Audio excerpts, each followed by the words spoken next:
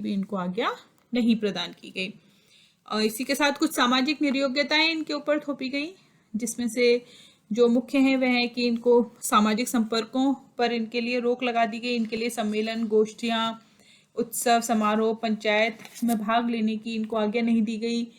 उच्च जाति के हिंदुओं के साथ खान पान का संबंध रखने से इनको वंचित कर दिया गया और इनकी छाया तक को अपवित्र माना गया और सार्वजनिक स्थानों के उपयोग की आज्ञा इनको प्रदान नहीं की गई। और यह माना जाता था कि इनको देखने मात्र से जो सवर्ण जातियां हैं या जो उच्च जातियां हैं वो अपवित्र हो जाएंगी, तो इनको जो अपने जो सामान्य कार्य थे वो कार्य भी इनको सब रात्रि में ही करने पड़ते थे।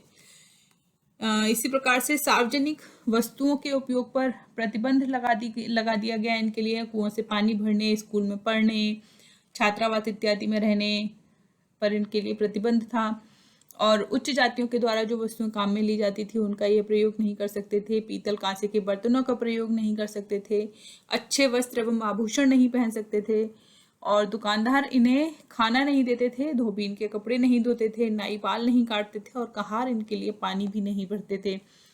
और इन्हें अन्य सवर्ण हिंदुओं के बस्ती या मोहल्ले में रहने की भी आज्ञा नहीं थी। इनके रहने के जो स्थान थे वो रहने के स्थान इनके जनरली जो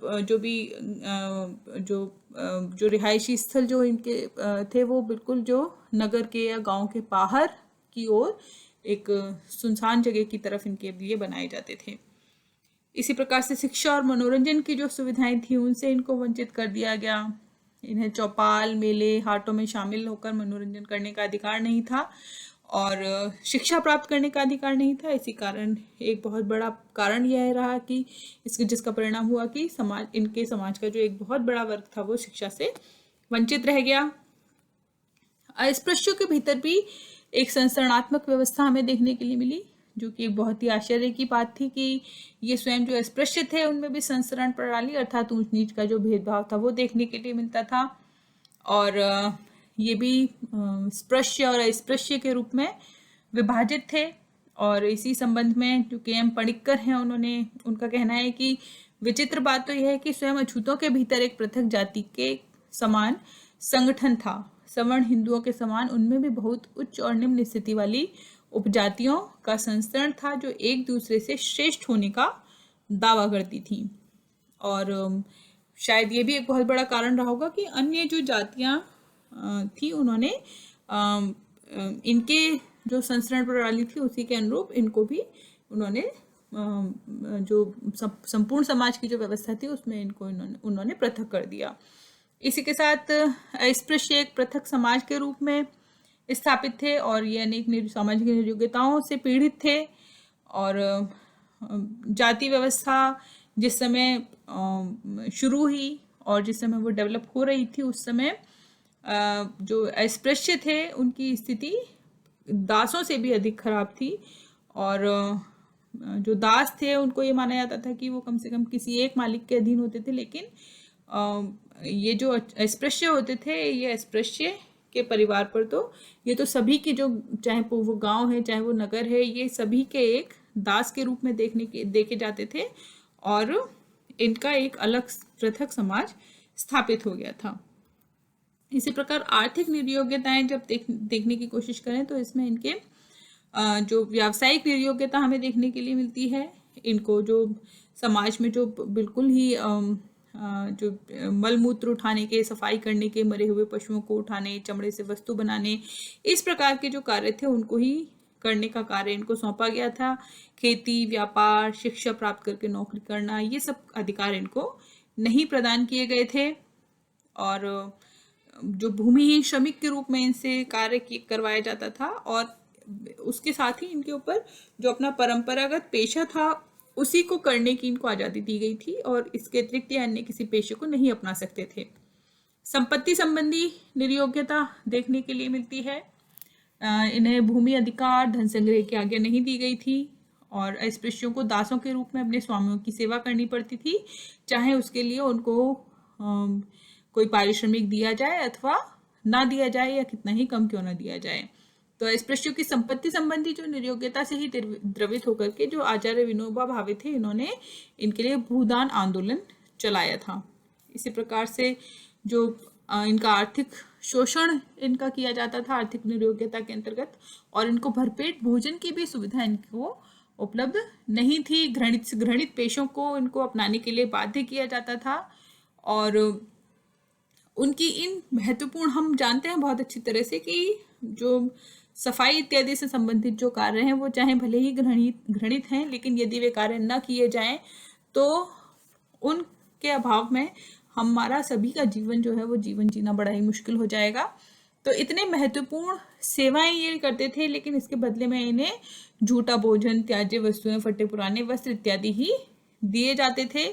और धर्म के नाम पर जो उच्च जातियां थी वो अपने सभी व्यवहारों को उचित मानती थी, और स्पृश्यों को इस व्यवस्था से संतुष्ट रहने के लिए बाध्य किया जाता था।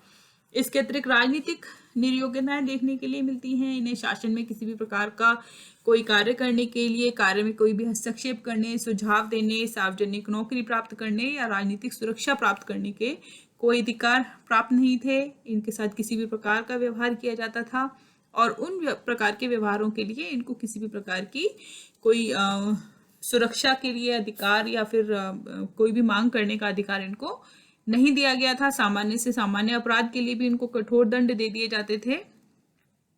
और तो ये जो स्थितियां थी, ये स्थितियां समाज में हमें जो स्पृश्य थे, स्पृश्यों के साथ देखने के लिए मिलती थी।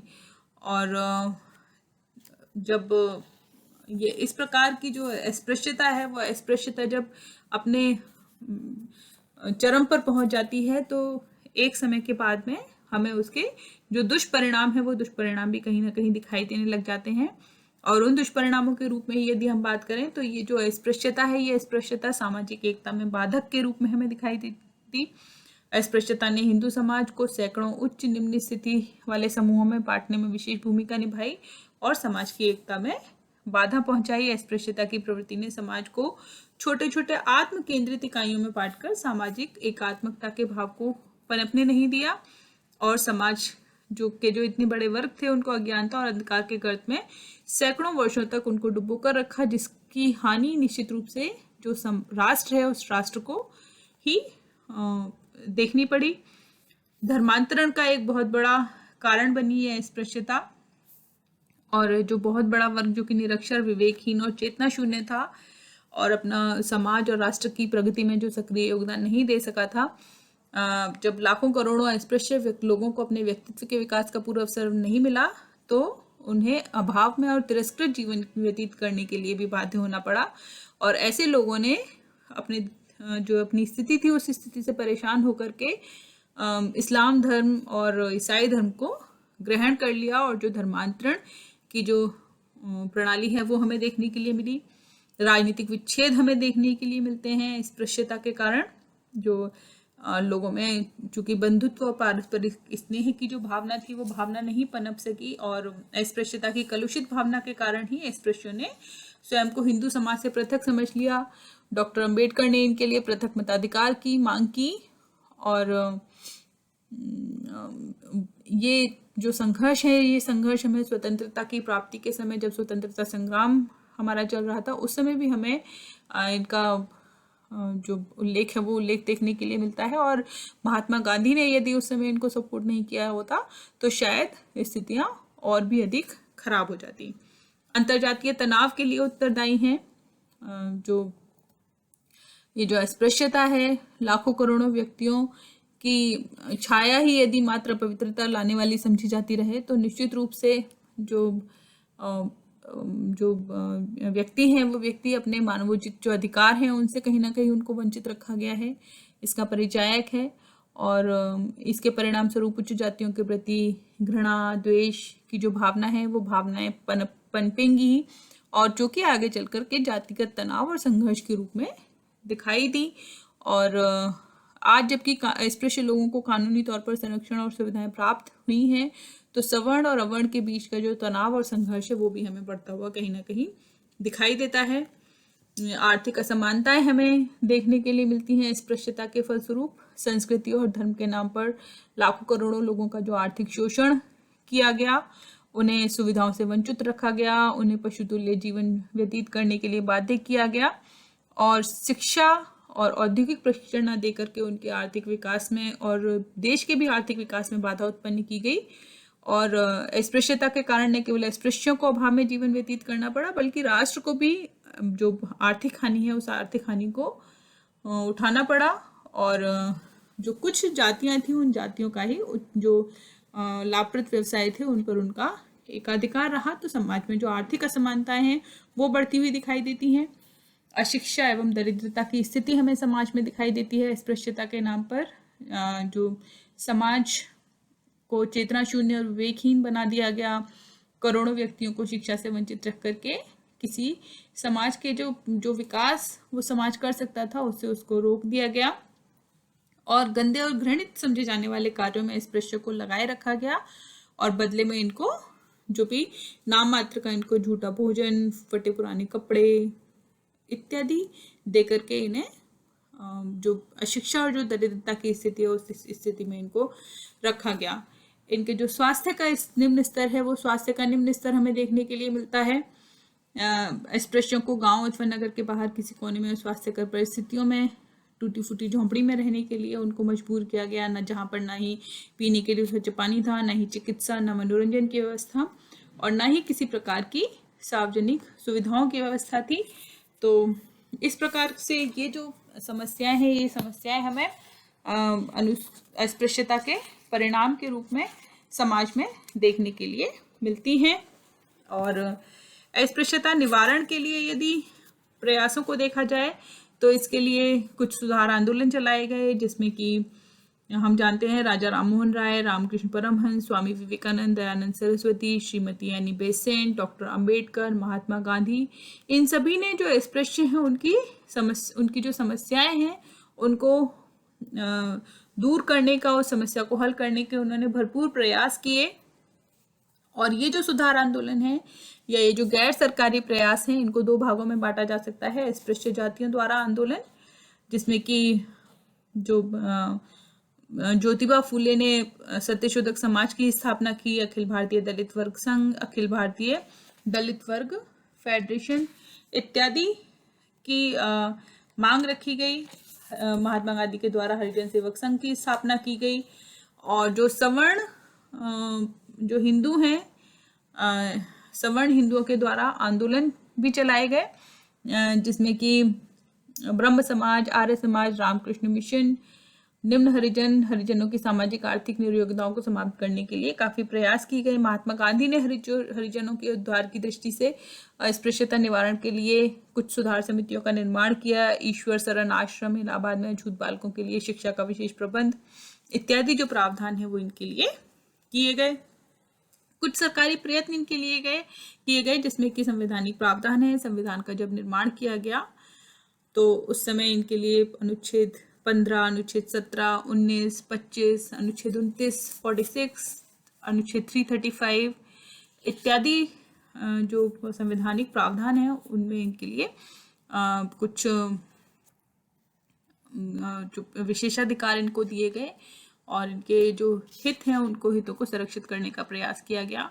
शैक्षणिक सुविधाएं इनके लिए प्रदान की गई, जिसमें निःशुल्क शिक्षा की व्यवस्था या फिर जो नौकरियों में आरक्षण इत्यादि का जो प्रावधान है वो किया गया। विधानमंडलों और पंचायतों में प्रतिनिधित्व इनके लिए रखा गया, जैसे कि लोकसभा में 543 में से 79 और राज्यसभा की जो 4072 4072 में से 562 जो स्थान है वो अनुसूचित जातियों के लिए आरक्षित रखे गए। जो कल्याण एवं सलाहकार संगठन है उनकी स्थापना की गई और जो अनुसूचित जाति पिछड़े वर्गों के कल्याण को ध्यान में रख करके पृथक मंत्रालय स्थापित किए गए। और इस प्रकार के जो कल्याण कार्यक्रम थे उनके लिए गृह मंत्रालय को उनका दायित्व दिया गया। और इनको जो अनुसूचित जातियों को उनके परिवारों को उनके आर्थिक उत्थान हेतु बैंकों में पैसा, ऋण, अंशदान इत्यादि के रूप में जो आर्थिक सहायता थी वो आर्थिक सहायता उपलब्ध कराने में इनकी मदद की जाती है इन सब के माध्यम से।